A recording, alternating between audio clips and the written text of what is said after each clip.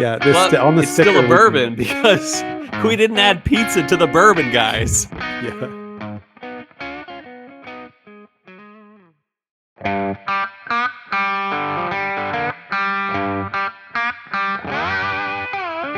Welcome once again to Chill Filter, the podcast where we drink whiskey so that you don't have to, but you probably should. Hey, you probably are. That's why we like you guys.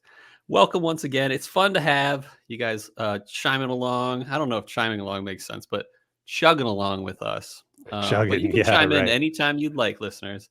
Before I get to anything, let's talk about some business. Patreon.com. We have a Patreon.com, and it has benefits. Those benefits are coming up, in fact, as we do drink-alongs every month with our listeners through YouTube Live. We drink. We send samples to our Patreon.com $10 tier or more people, and they have fun. We talk. We have a good time. We drink, and we enjoy with our listeners and Patreon supporters. So that's one way to support us, and we'll support you by courieing you some goodies. But you have to be at the $10 tier or more. Yeah, to be drink-alongs. Another drink-along bottle was acquired today, in fact. That's right. Yeah, for the next 3 months. And it's a good one. In fact, it's a very high-scoring one from our backlog. So, frankly, I'm surprised we haven't done this or similar before. Maybe we have.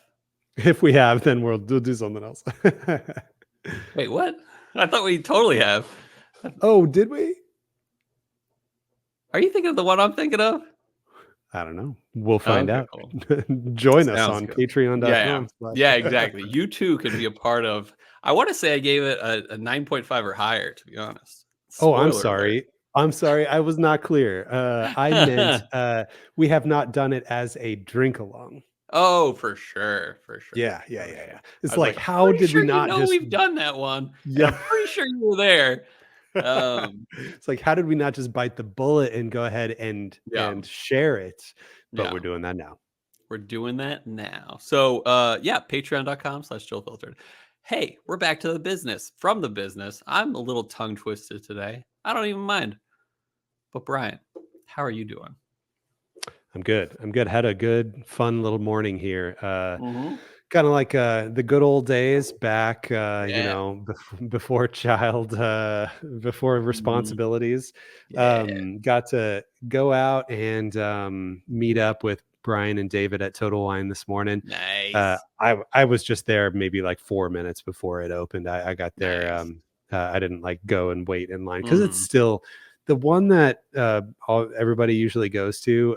It's east facing. The front door is east facing. So the sun, I mean, like you're talking about there's only like, there's only like 3 months out of the year that I actually I'm willing to go and wait for, I don't know, more than like 20 minutes. Not in Gilbert. It's brutal. It's brutal. Normalize bringing umbrellas. That's all I have to say about that. But anyway, I went, about 5 minutes before they opened, and they had Shanks and Bomburgers, and E.H. Taylor small batch and Eagle Rare.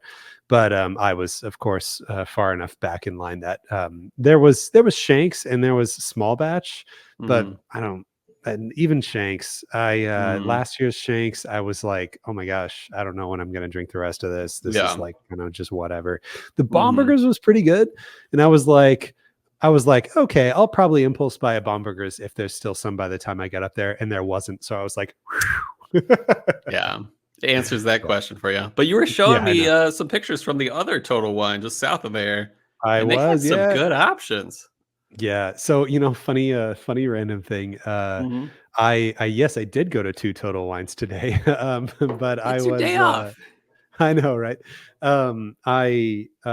We have a bunch of trees in our front yard between the house and the road. And I like to put these quail seed blocks out kind of in the trees. So like you can't really see them from the road, but it's this big like trapezoid shaped, like a bucket shaped, just compressed with, I don't know, some sort of molasses.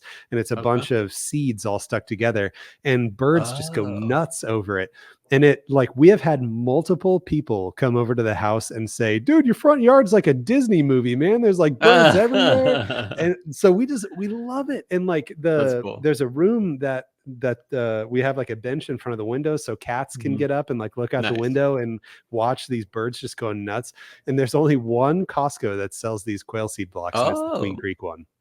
So I was like, I need to go to Costco. I want another quail seed block. So man, I'm really getting in depth into Brian's life here. But so since I was going to Queen Creek and the Costco is so close to the Total Wine, I was like, oh, I'll just go to that Total Wine too. And actually, I ended up, this is not a tequila podcast, but they had some Fortaleza. They had a Fortaleza Blanco.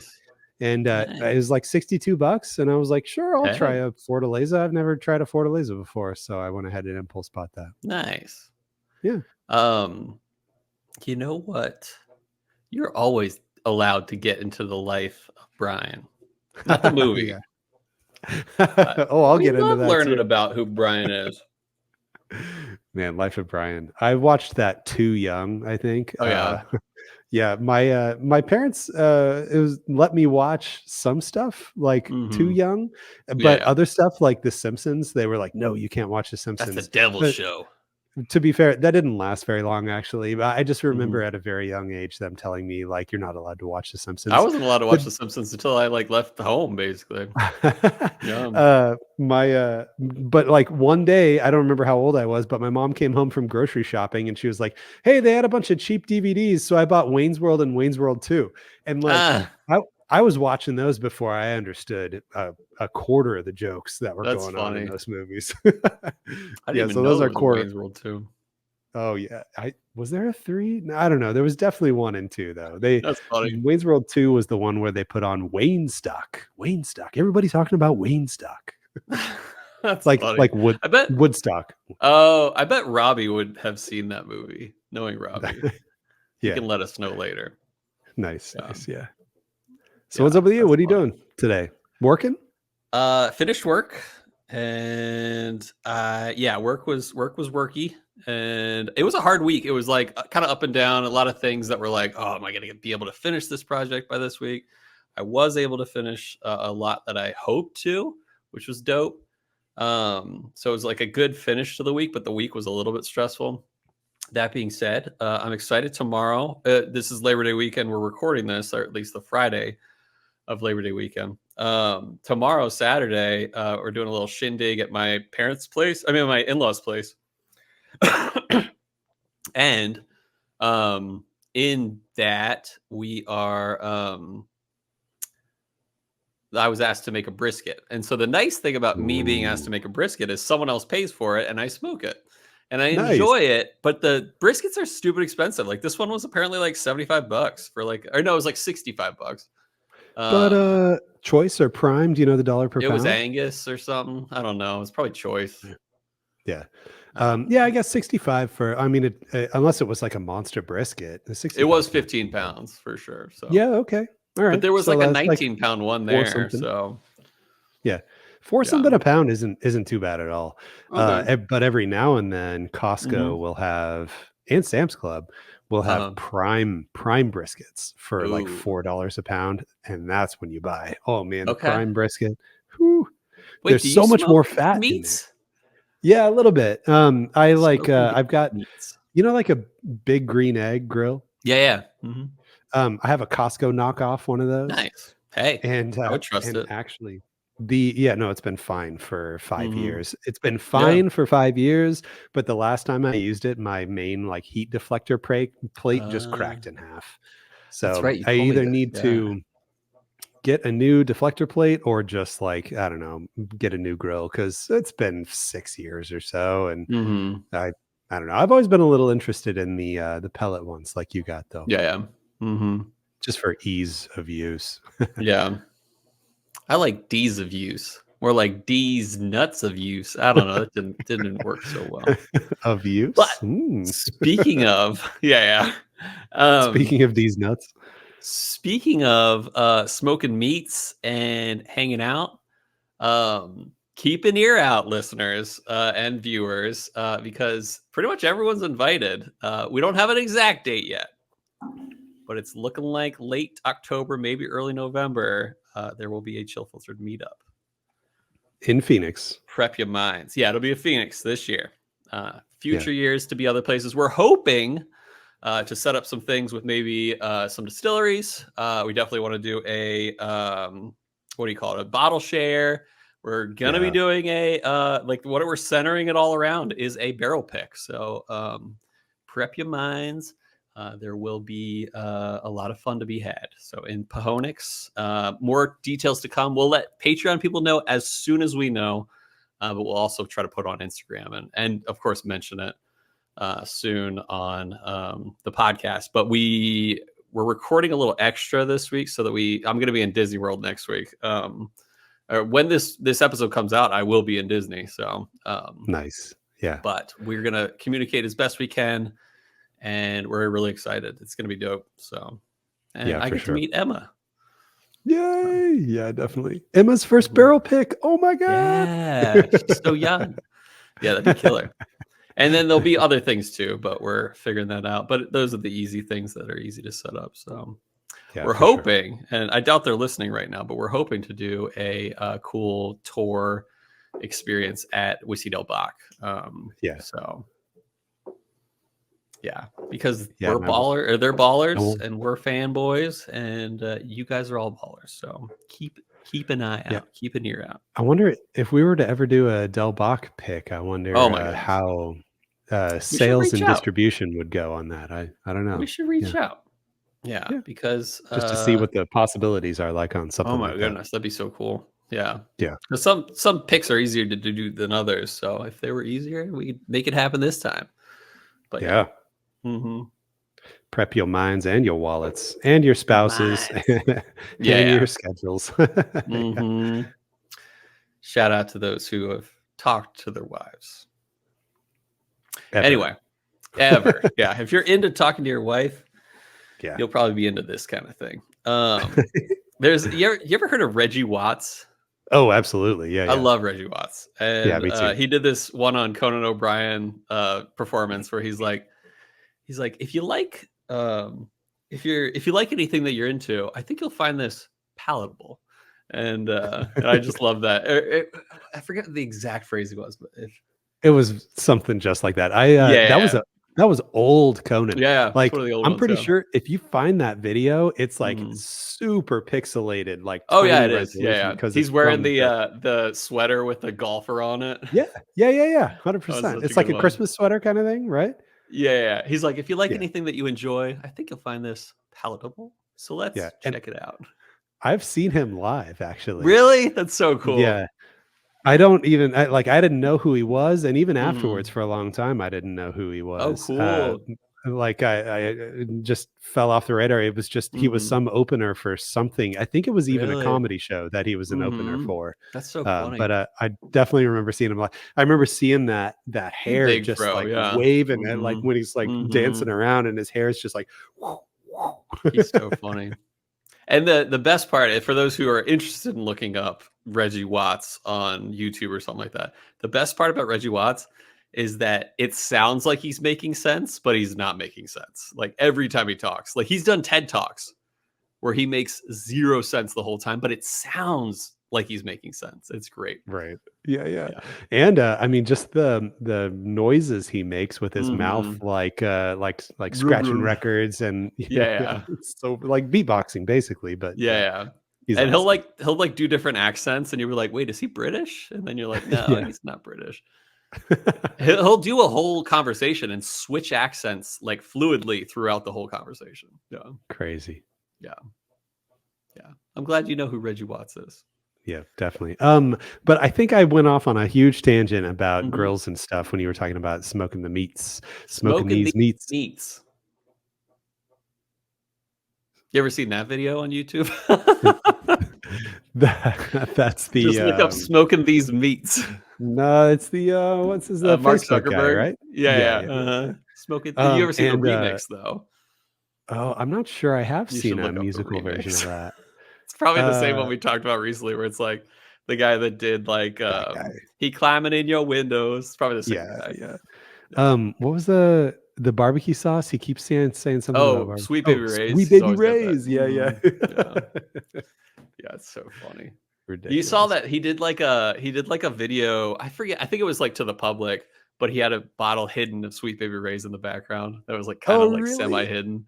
Oh, that's great. Showing that he's maybe not a lizard and that maybe he does have humor in him.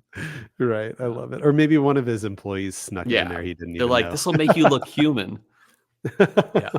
So you were saying about smoking these meats? Yeah, I was just curious if you had any more what you're doing this weekend. You were going to bring a brisket to the in-laws and all that. Yep, that's pretty much it. We don't even have any plans for Monday. We'll probably think of something. Nice. But it'll mostly be centered around the kids. So yeah, nice. I got my parents coming in on Sunday. That's right. And, yeah, we'll probably watch some Wayne's World. Nice. My parents. So check this out. Yeah, we're going to Disney World the Saturday before this episode comes out, and then we'll be there till Friday. And then on Friday we fly back to Richmond, and then on Saturday my mom flies into Richmond and we host her for a few days, and then I leave for a business trip on Monday afternoon. And then the hard thing is that not the hard thing, it's not hard because my mom will be here in Richmond, but then my wife will have her to help with the kids while I'm away. But I'm only gone for like 3 days. And when I get back, my dad flies in with me, not from the same city, but we arrive within an hour of each other. Nice. And then we both drive to my place from the airport. And then we will all hang out, and I'll take Friday off, and then we'll all hang out till Monday morning. So it's going to be kind of fun the next few weeks for me. Yeah, nice. That's some good logistics there. Yeah, and it worked out nice. Right and everything. That's cool. What are you actually budgeting on? Yeah, so actually, at first I poured a sample. I was like double oaked. I want something double oaked. It's got to be thick and flavorful. And I have this old sample of a Nulu double oaked. Nice. It is double oaked and then PX sherry finish. Whoa. So basically 3 casks. They were like finished. 2 wasn't enough. It still wasn't good by the time it came out. Yeah, I know, right? They took a double oaked. That's what I think when they do a move like that. It's like, was it terrible when it was double oaked and then you had to do that? Yeah. But go on. It is. But Nulu does a great job.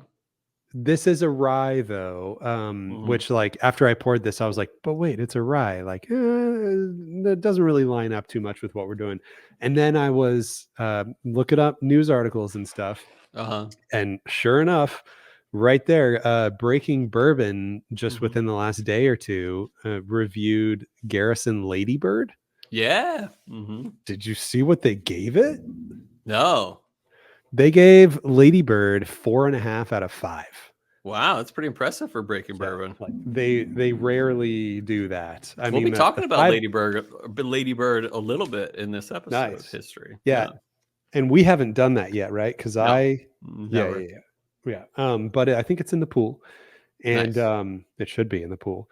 And anyway, the courier shows up probably while we're recording for that huge package that you put together. Very good.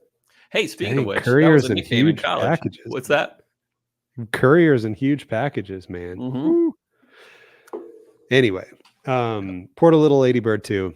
So I'll probably end up down in this Nulu, and then I'll take a little Ladybird before we get going on the old whatever it is that we're drinking today. Cole, what are we drinking today?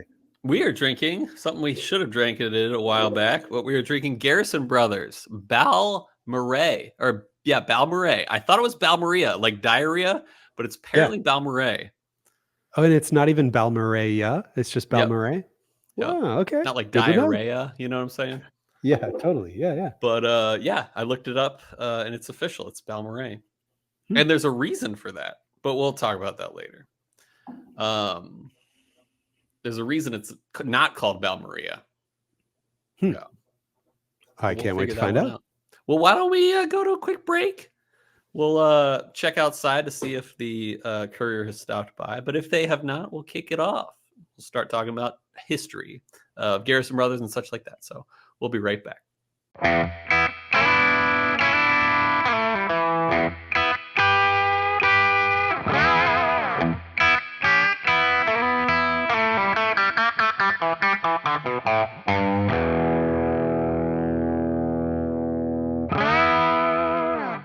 All right, we're back.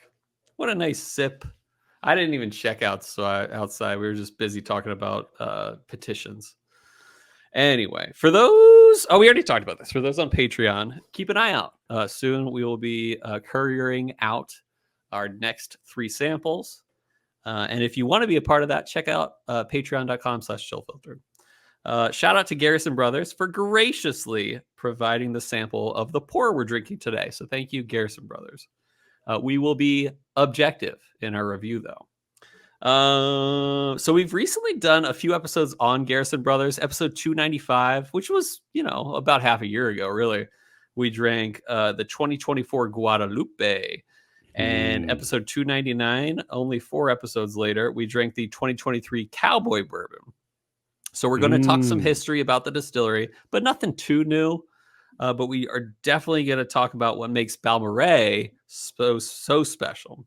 So yeah, Garrison Brothers Distillery has been around since 2006, or at least that's when they got their first got their seller's permit for bourbon, which made it officially the oldest legal bourbon distillery in Texas. Specifically, they're in Hye, Texas. That's HYE.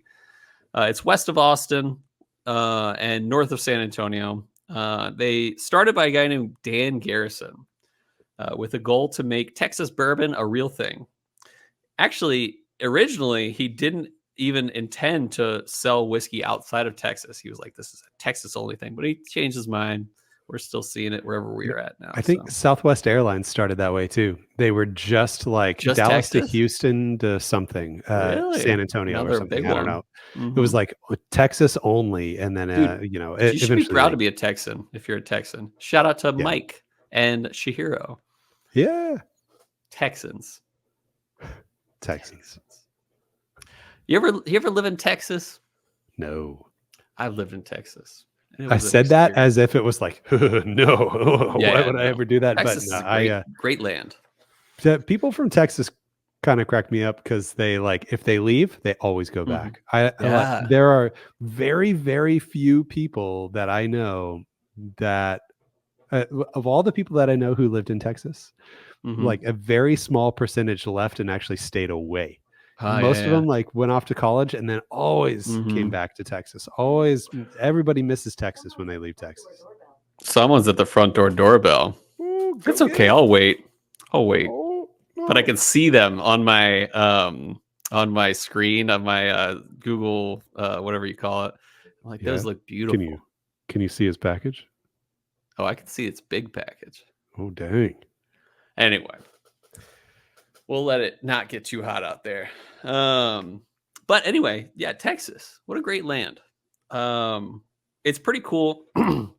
In their first few attempts of aging bourbon in the Texas heat, there were apparently hundreds of gallons of whiskey lost due to evaporation loss. So much so that Dan Garrison had to start getting custom barrels to make the oak staves thicker. So that they wouldn't lose as much in evaporation loss. Insulative, and yet not breathing out whiskey. And to help, with the help of two legends, one by the name of Dave Pickerel and one by the name of Elmer T. Lee. Dave apparently helped out, and apparently Dan Garrison bought a still from Elmer T. Lee himself.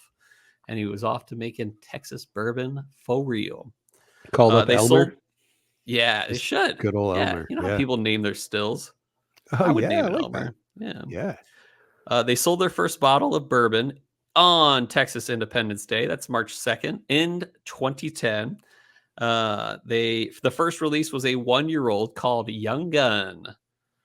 Now they have many products and much more aged than a year.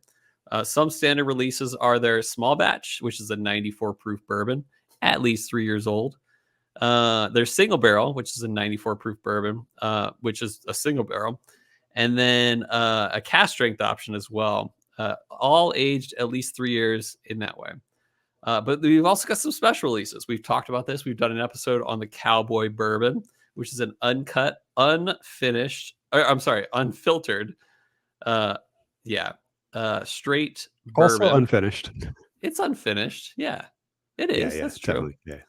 And it usually reaches hazmat proofs above 140. There's a Laguna Madre, limousine oak immersed bourbon at 101 proof. And then recently we've learned about Ladybird. Ladybird was named after a wildflower place in Texas.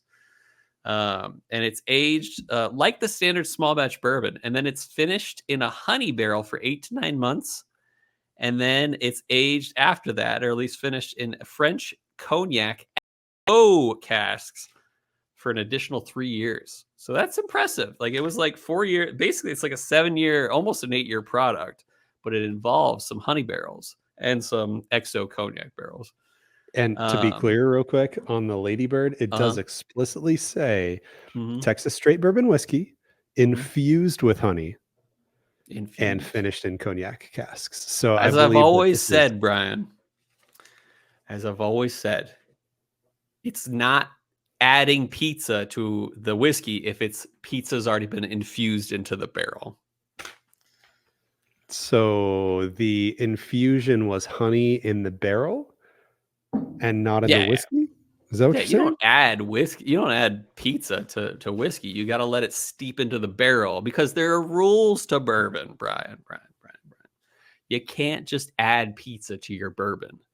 You got to put it in the wood, and then the wood imparts the pizza into the bourbon. I'm fully aware of the old pizza barrel. However, just need to clarify. The way that this is explicitly stated is that it is bourbon whiskey infused with honey and finished in cognac casks. So it sounds to me like this is maybe not bourbon anymore. It just was bourbon and infused with honey then afterwards. I mean, according to their website, it did say it was honey barrels. So okay, cool. And for 8 to 9 months. So I have a feeling they were just probably covering their butts. So, but maybe not. Maybe it's different. But on their website, it did say in barrels. Maybe the spectrometer analysis shows too much honey, and they were like, too much pizza. I don't know. Yeah, too much pizza. Yeah, a little piece of pepperoni floating around in there. That'd be. That's gonna be our first Songle barrel. Is gonna be pizza infused, but it won't really be. We'll just say it is. Yeah, on the it's sticker, still a bourbon because we didn't add pizza to the bourbon, guys. Yeah, on the sticker we can put whatever we want. We can say finished in a pizza barrel. Yeah. Yeah, exactly. So we could say that. Yeah, we could say that. Oh, and also, while I've let us off on a huge tangent, my Ladybird came with a pack of flower seeds on a rubber band around the neck of the bottle from Ladybird Johnson flower place. I literally have it up. Oh, nice. Yeah. So every bottle of Ladybird, I believe a portion of the proceeds go to something about wildflowers. Yeah, it's like comes with a pack to Ladybird Johnson Wildflower Center in Texas. Nice. Yeah, that's cool. Yeah. And Garrison Cowboy 2024 is being bottled right now. Were you going to mention that later? Did I steal I was that not. from you? No. Nice. It's being bottled right now. It is 140.2 proof, so it's hazmat again this year, and it is a special 10-year anniversary release of Cowboy Bourbon. Ooh, we should check that out. It's probably going to sell out at the gift shop. Yeah, probably. Reminds me though, the Ladybird reminds me of Penelope Rio. Yeah, but of course, it's like double barrel finished with honey.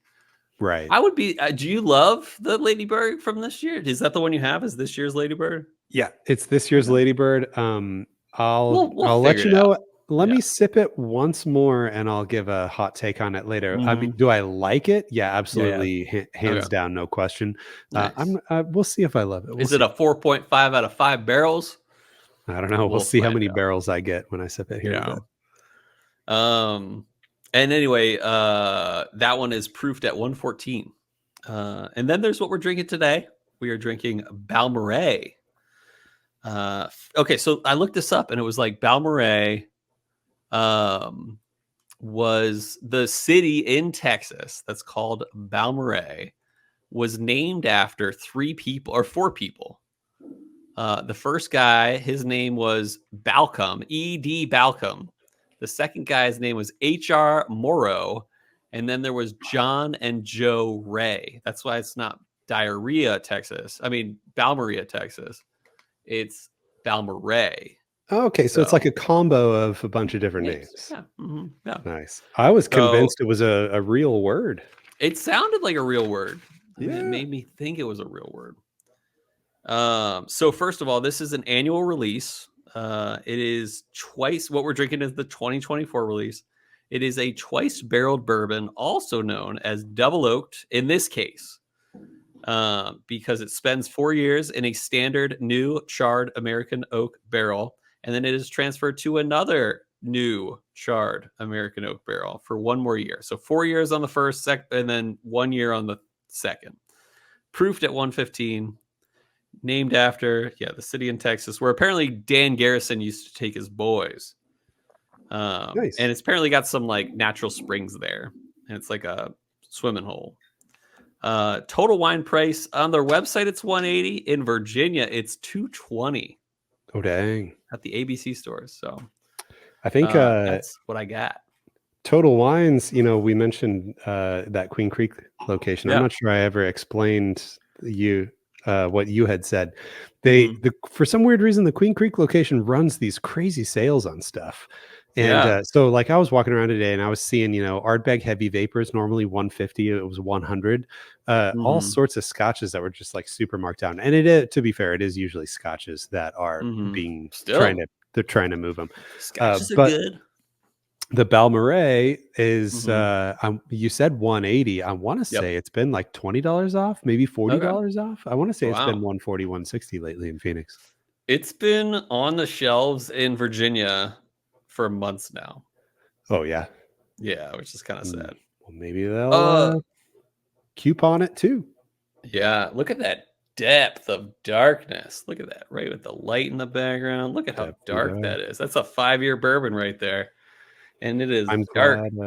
I'm glad you had opened your bottle already. I had to hop up and go grab a knife real quick. Oh yeah, I put my half already into a drink, or what do you call it, a re-entry buzz sample. Hey, Garrison Brothers. I need to. They were the ones who sent a free one, didn't they? No, that was Kings County. That's right, Kings County. Brian Duncan purchased this Glencairn for me in Texas when he visited Garrison. Baller.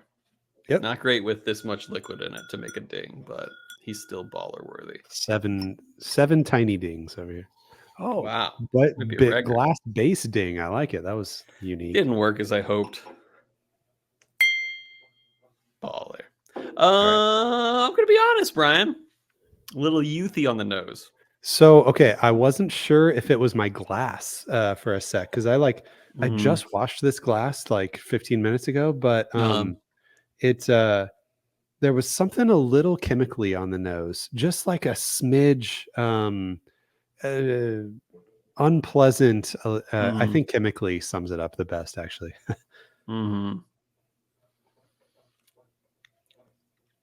There's a cola thing going on. There's like a Coca-Cola thing. Coca-Cola. That's the real name of it. And speaking of depth of darkness, part of that's because of the double barrel. That's going to happen when you use 2 new barrels on a whiskey, but let alone the Texas heat. Okay. I hate it when this happens, but I got to be real. I don't love this so far. Okay. It is a little youthy. Hate it when it happens when people send in stuff and I'm like, I wish I loved it. But... It's not undrinkable. I'm not going to give this like a 5 or a 6. I'll tell you that. But this is a little youthy to me. I'm pouring a little more in another glass because this is funky. I'm not sure I've ever seen anything like this before. And again, funky is a word. I could have done something funky to this glass, but when I swirl it, and it oily coats the glass very well. Yeah. And you can see the coating on the glass. But as that coating, you would expect legs to form, and you would expect the legs to drop down and the liquid channels down the legs down to the glass. Instead of there being any legs at all, it just like uniformly goes down. There's no legs at all. It just uniformly drops down the side of the glass all the way down. And I'm just left with a lot of small speckles of liquid all around the glass. Like I've never seen a whiskey not leave legs before. That is true. It's not. Yours is doing that too? Let me try. Well, when I added water, it legged up. But it's true. It's all just one leg. Okay. Well, I go off on that tangent, but I think in this other glass I'm seeing some legs. Legs. Yeah, I'm not. Still, no legs. It really holds on though. An impressive amount. Getting legs the second time. A lot of tiny legs on my second glass. Yeah. So yeah, my it was a little earthy, a little funky, a little dusty on the neat pour. It's not unpleasant. It's not like I can't drink it. I mean, I wouldn't say it's like my favorite thing, but I'm not saying it's bad yet. We'll see what the ice and water pours bring. Dusty, dry pecan for me. Yeah, I can get behind that. Dang it, what was I going to say? If you were to guess the proof, what would you guess this proof was?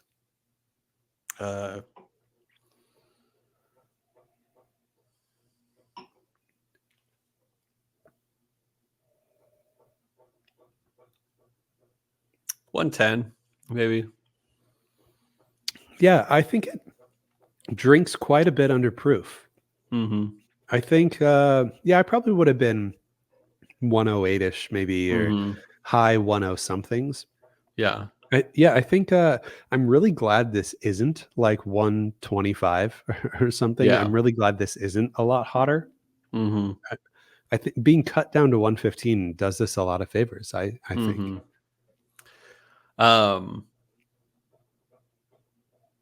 I think, and I'm not just saying this because I've already let my opinion be known. I do think this is a little better the more I drink it. Some whiskeys are not that. Like Woodford Reserve to me is great on the first pour, but not great after a few pours. This is better as it goes. Like those pecan notes show up a bit. It is brown sugary for sure. Still a little youthy, but better than it was for sure. I just added some water and I'm going to drink that. Nice. Yeah, I just added water too. Nose is more buttery to me.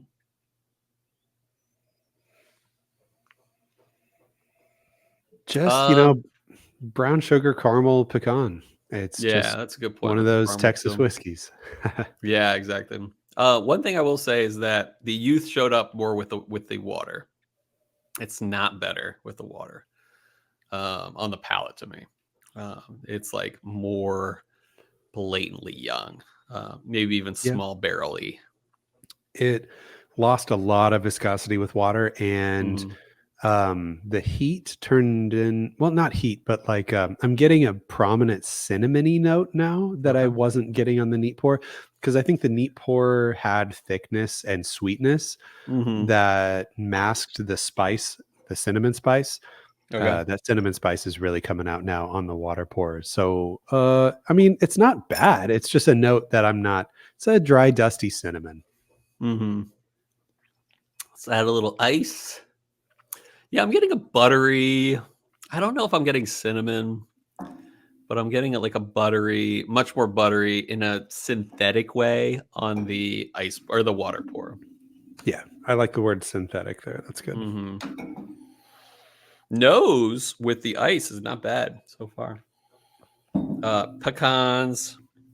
It is rich. I'll give it that throughout all the pours. It is rich. It is velvety rich.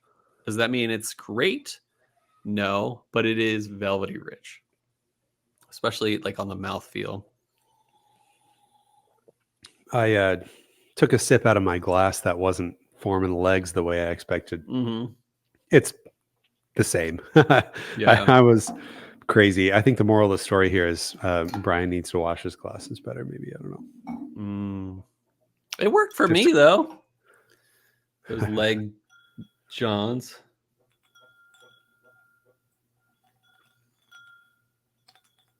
It's getting colder with ice. Huh. That's a unique stat. It is unique because I'm getting that too. There's a very familiar thing on the nose here. There's a note here that I cannot pin down, but it is very flat Coca-Cola on the nose with ice. Yeah, I can even get that on the palate with ice. It's musty, earthy, funky, damp. Yeah, on the nose. Which is I don't know if I can finish it with the pour with the. And I'll take one more sip. We'll see how it goes. Wow. Oh, dude, no. I kind of like the ice. Oh, really? The ice, so much more sugary sweetness comes out with ice. Okay, but it gets a little tannic and bitter at the end. I'm not getting tannic and bitter. I'm just getting that synthetic throughout. But go on. Okay. The it's pleasant up front. It's almost like unsweetened iced tea, where like you get like good tea flavors right up front, but then it's just like there's a bitter, dry, oaky thing afterwards. So not a lot of depth here, but the sweetness is a lot of fun with ice. Yeah, I think cool. If I owned a whole bottle of this, I'd probably be using ice more often than not, just like for that unique factor, because it stands up with ice. The flavors, there's enough backbone with ice, but it's not necessarily something I'd be reaching for all the time. I hate when I have to do this. I wouldn't buy a bottle, especially for $200. There was a kind of a peppery thing on the end there, not like a nice like fresh cracked pepper, but more of just like a bland table shaker pepper that was ground 3 years ago. Kind of yeah, little hints of pep.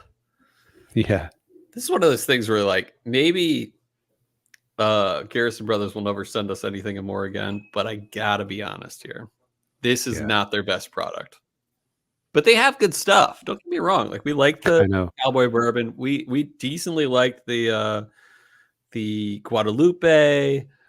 Decent was an understatement for me, at least on Guadalupe. It was good. Yeah, it was like nice and rich. But yeah, this one is the least of the three that we've had so far. Got any idea of rating? Yeah, I got my letter score here. I'm honing in. Okay. I'm gonna put this at the top of my category labeled "Something's Off." Therefore, this gets a C- from me. Okay.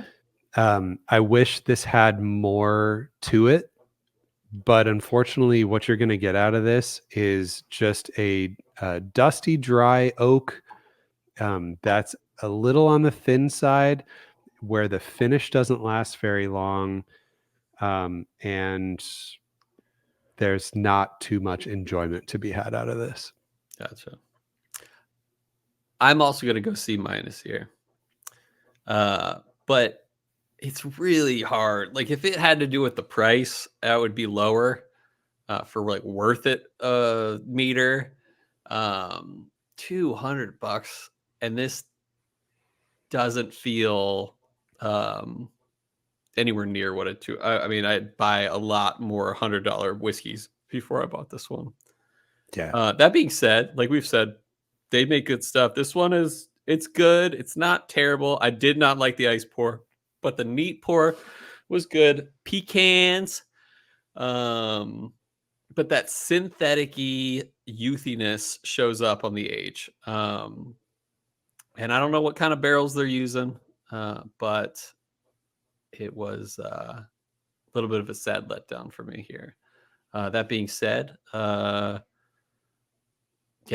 See, I don't even know. I'll give it a number score. 7.2 maybe for a C-. Yeah, so that's what I got. It goes without saying that we super appreciate Garrison sending us these samples. Sorry, objective review always. Yeah, there's going to be good, there's going to be bad, and this is just one of those on that side for us. But we really appreciate it. So thank you very much.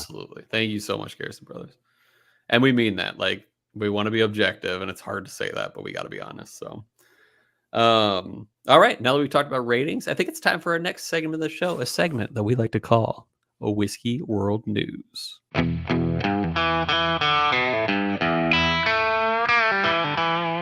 All right, welcome back. This is Whiskey World News. We are going to read an article. I pulled up Breaking Bourbon, one of my favorite sites. As you know, I read a lot of articles from Breaking Bourbon, but is it Nino Marchetti? No, that's Whiskey Wash. Never mind.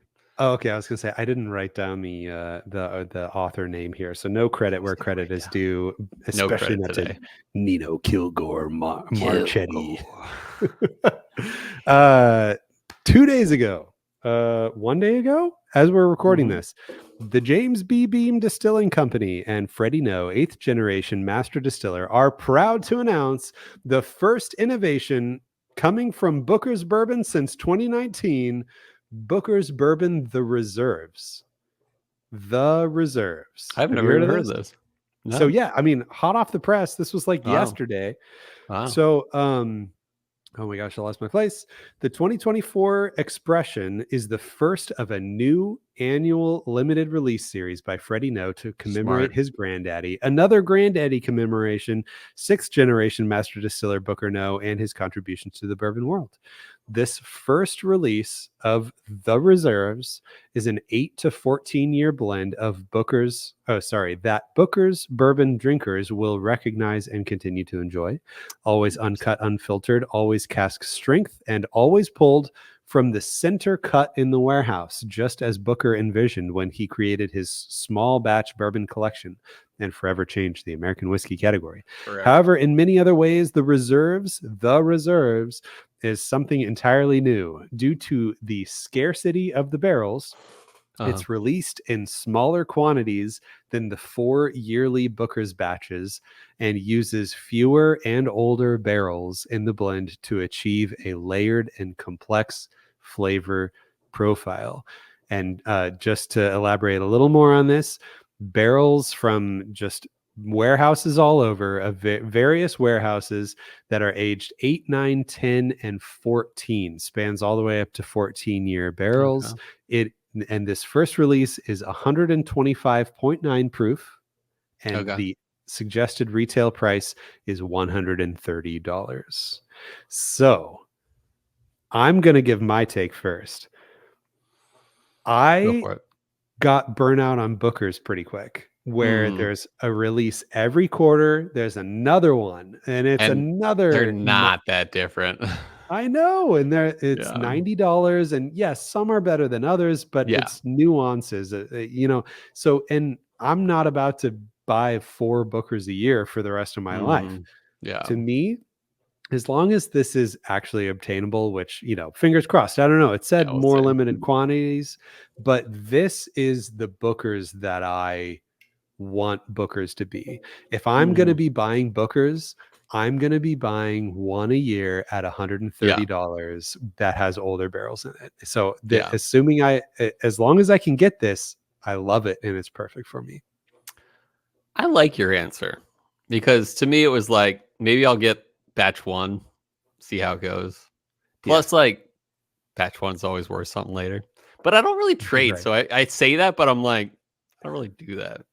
It's worth something in your mental sentiment. You're like, oh yeah, look at all these people trading those, but I got one. That's actually something to say. Like, is like, what I'm drinking. Like, I've told people before, like, not trying to like show off or anything, but I remember cracking E.H. Taylor Cured Oak, and I was like, this bottle's worth at least $2,000.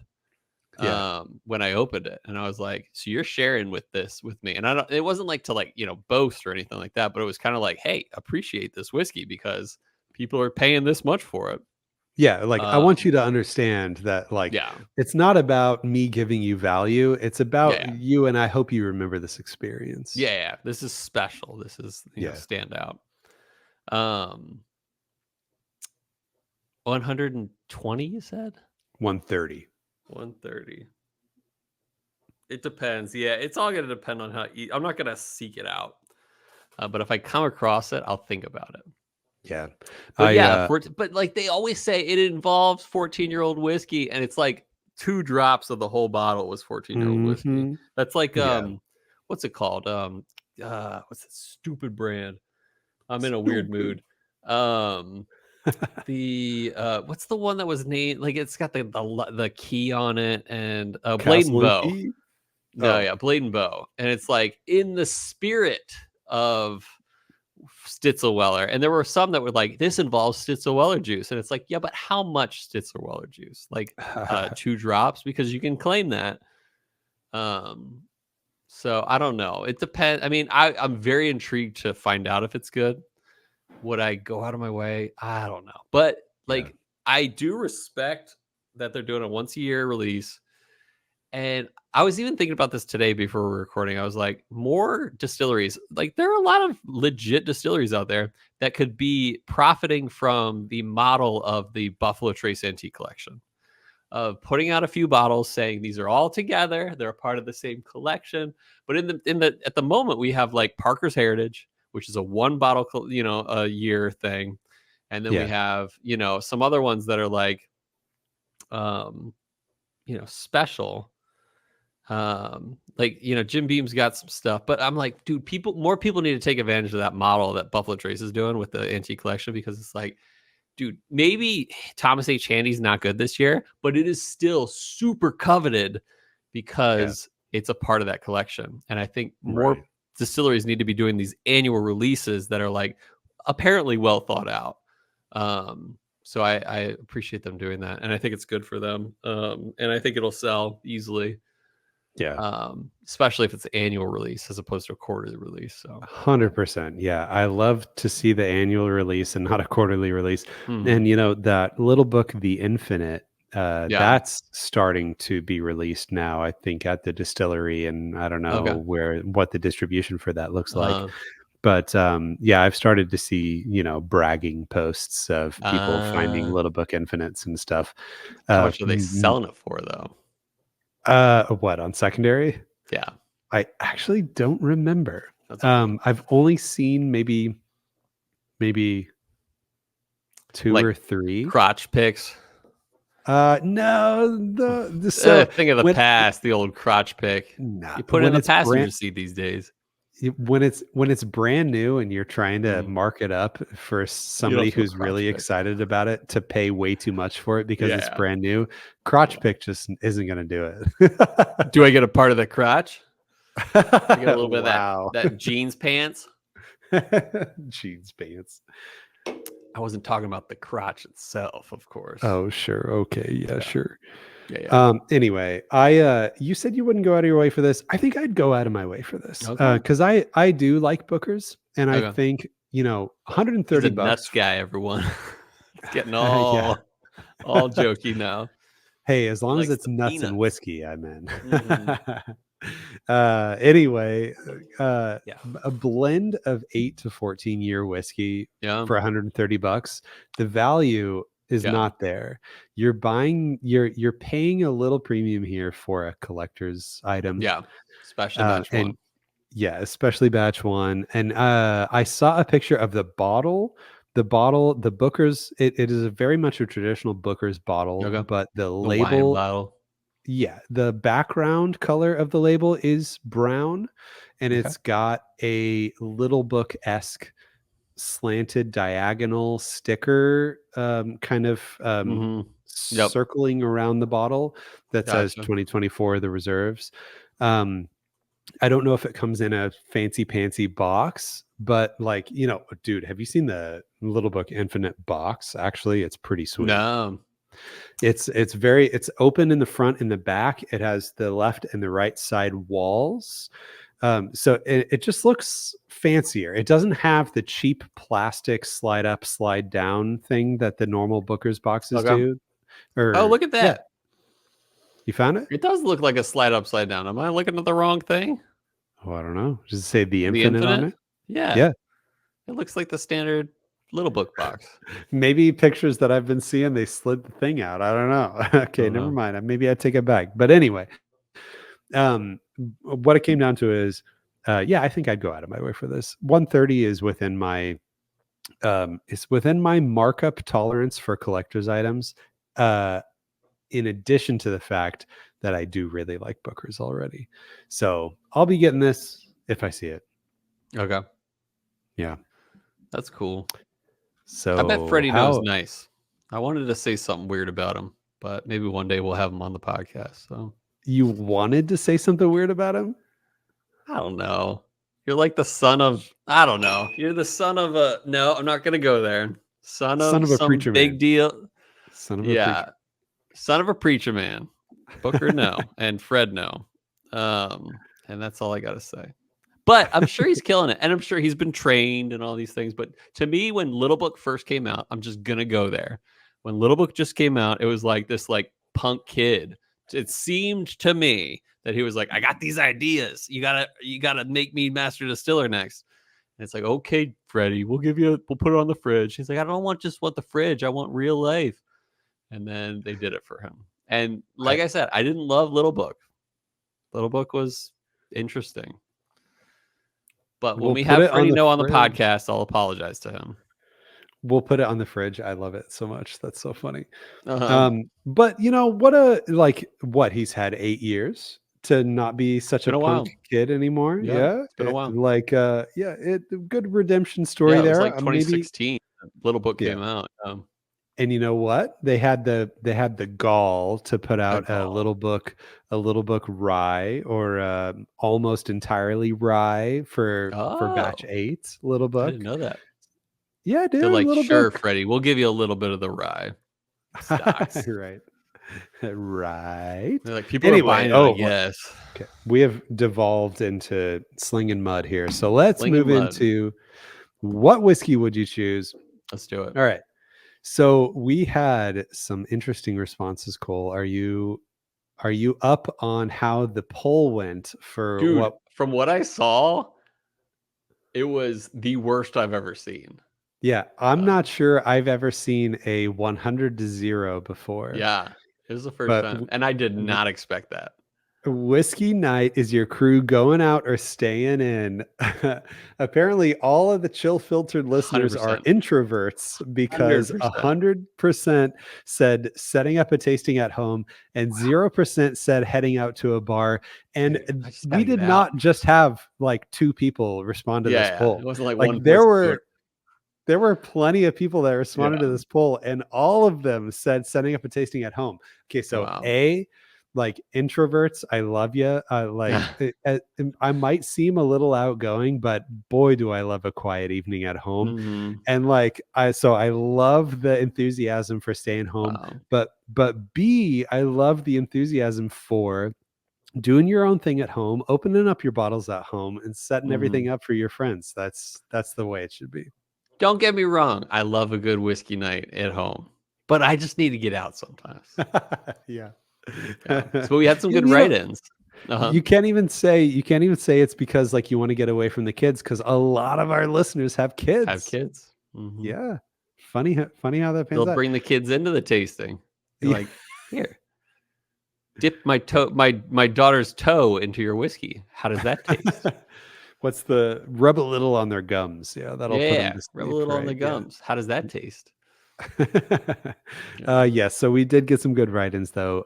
So let's see. Marco and AZ says somewhere that someone else is pouring. Yeah. Marco's in it Healthy for the answer. shares. Yeah, he wants some shares here.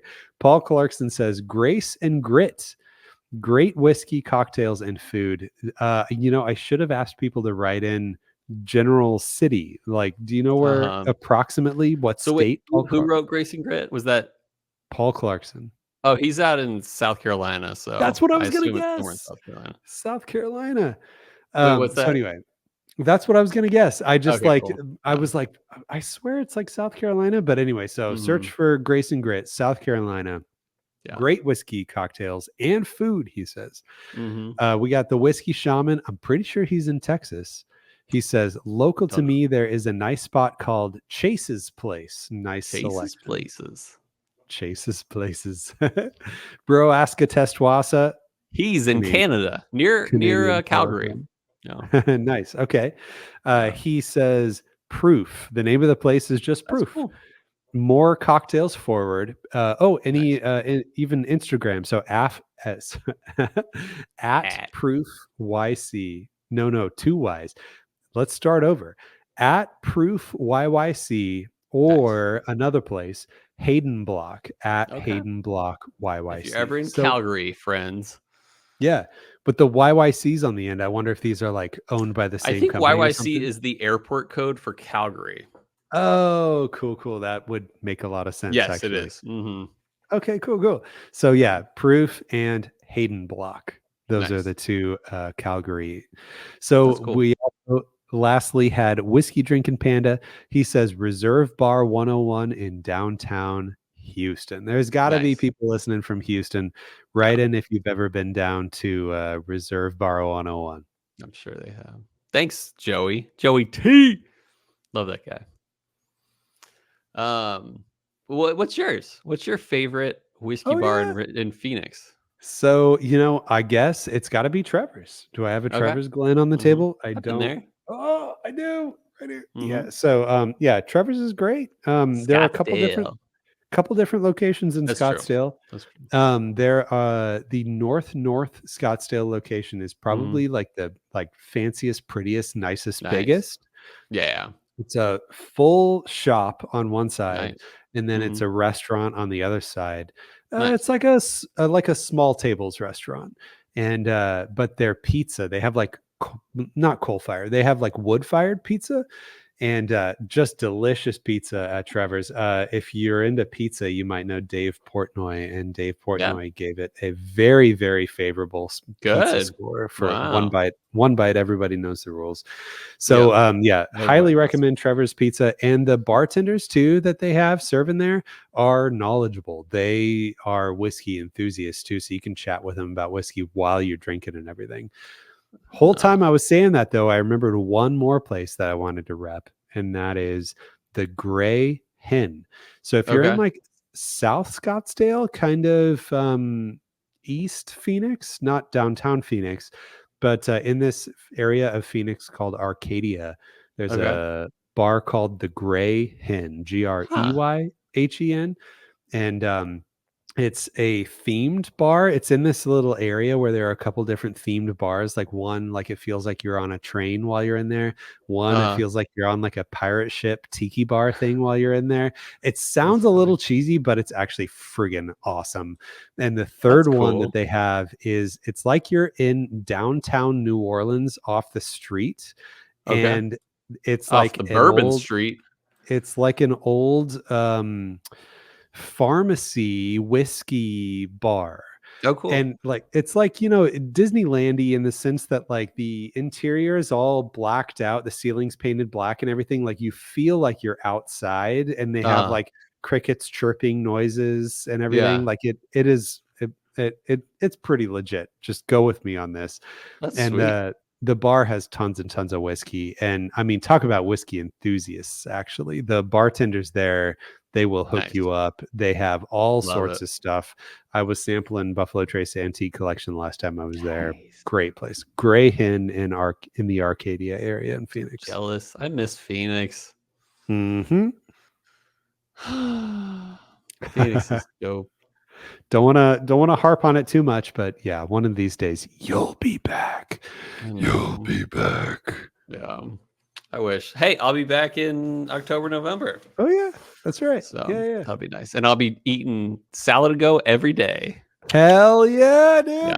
Yeah. You'll be staying at my house, and there's a salad and go like 3 miles right up the road. So dope. No problem. Yep. Miss it so much. All right, so now going down.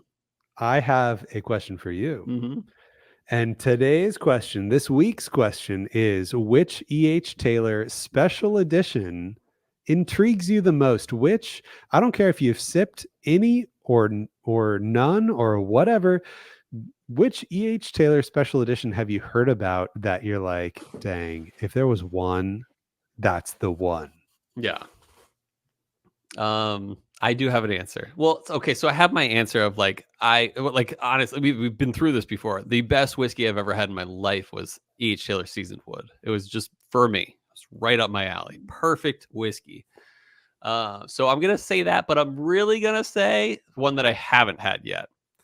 And I would love to try the first edition of Colonel E.H. Taylor Special Edition, which was the Colonel E.H. Taylor Old Fashioned Sour Mash, which is running for in the tens of thousands of dollars these days. I want to say it's like between 20 and 30 grand a bottle these days. But I would love to get a sip of it.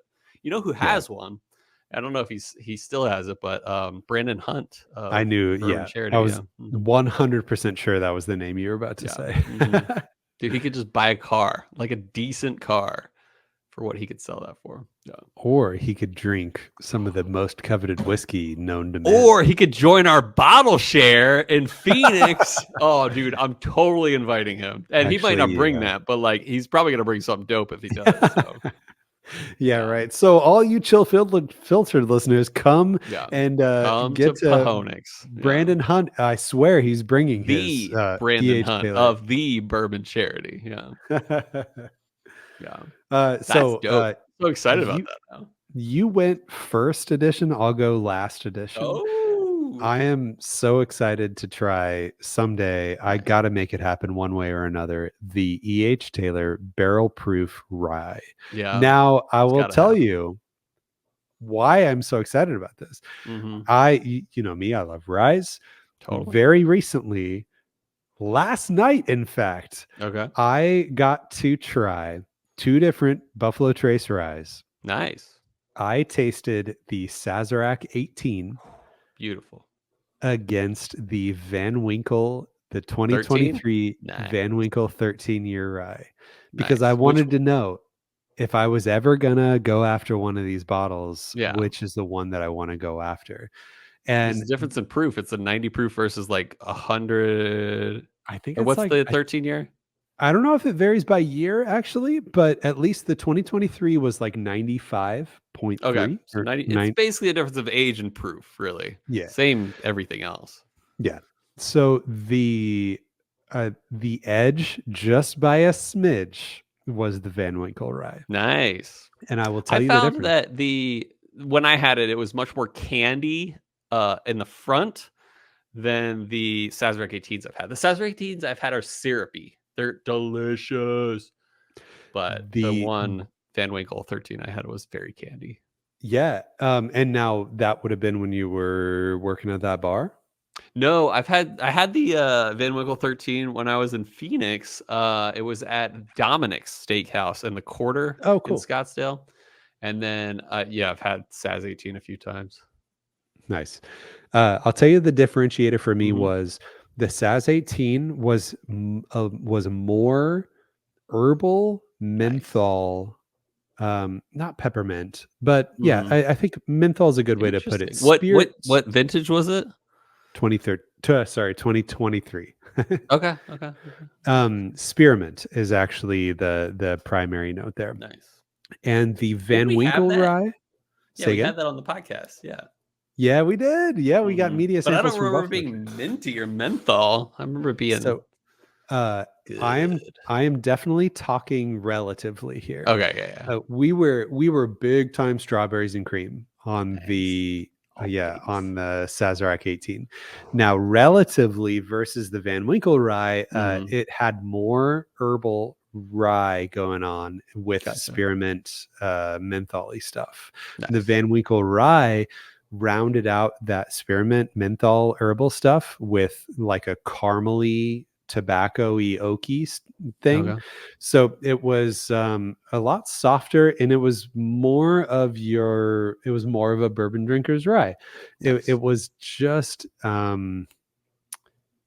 not as spicy and herbal. So anyway, the edge went to the Van Winkle rye for me. Nice.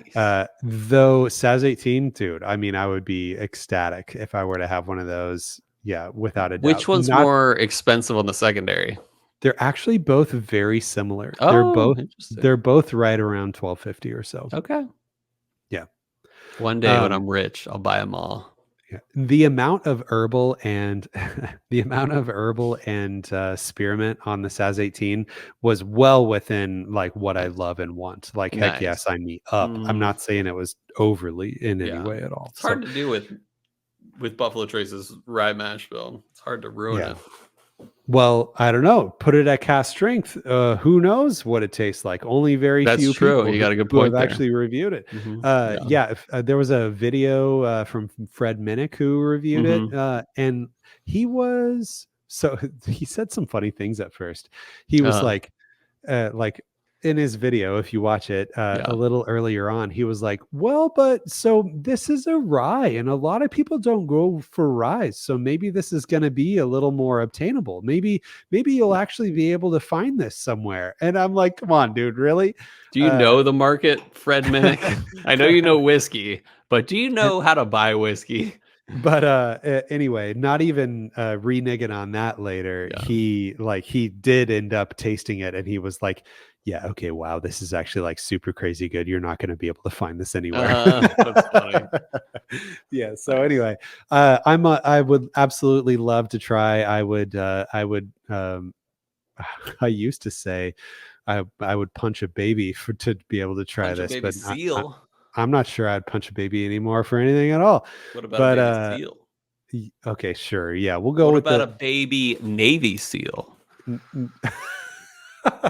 This is getting ridiculous. I'm not punching any babies, but I would definitely do many other things to be able to try cast strength Buffalo Trace rye. That sounds delicious. Yeah. Slap a possum. Yeah, I would. I'd slap a possum because you didn't really quantify the extent to which the slap needs to be very hard. So I would just kind of, and then I'd get Buffalo Trace cast strength. But what if it were an Australian possum? Look it up later. I don't discriminate, Cole. Okay. They're the cute ones. Australian possums are adorable. Okay. Now the possums that live around where I live, they're absolutely disgusting and like demonic. But anyway, I don't know. I'm looking at pictures now of Australian possums. Oh, okay. Actually, there's one picture where this Australian possum's got huge eyes, and its ears are like down, like they're so cute. So cute.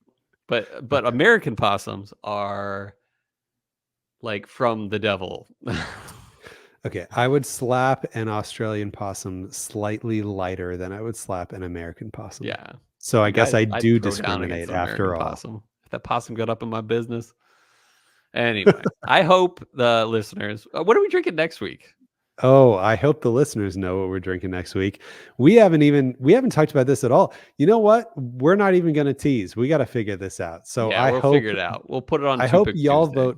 We will actually have a 2-pick Tuesday this week, and I hope you vote and tell us what we should drink next time. I hope that those American possums can learn from those Australian possums and be a little cute. I hope that Garrison still loves us and is willing to send a Cowboy 2024 sample, because that sounds or a Ladybird sample, even though we technically already asked them for it. Yeah, we did. They did not do Ladybird samples this year, but I found myself a Ladybird bottle. So you got one. You got it. That sounds good. All right. But I hope most of all listeners and viewers and all of our good friends that our love of whiskey lifted your spirits.